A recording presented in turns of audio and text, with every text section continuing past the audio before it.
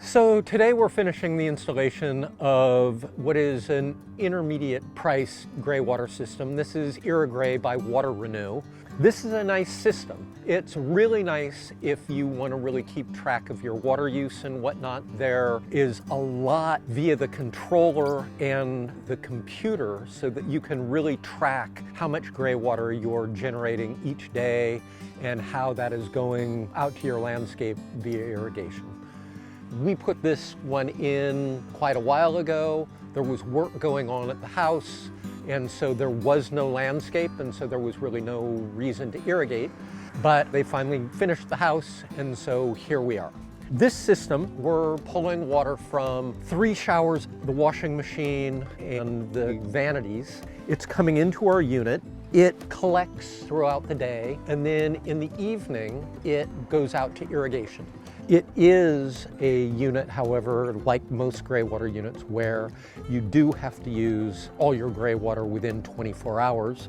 If it doesn't have anywhere to send the water to irrigation, it will just send it to the sewer.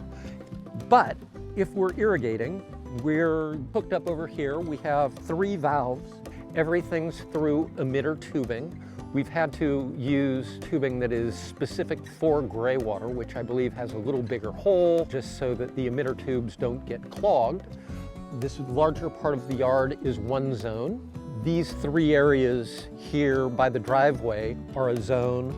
And then we've put in this sod here, and that is our 3rd zone. We have subsurface emitter tubing underneath the sod. It's in a grid underneath this. This is a drought-tolerant sod, so it doesn't need as much water, and it's a little more hardy and whatnot.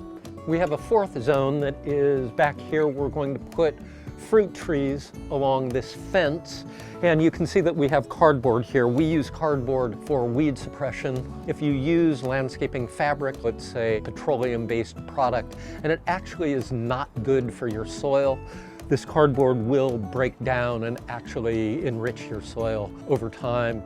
And by the time it breaks down, photosynthesis has been halted, so any weed, seeds, whatnot that might be there should already be dead.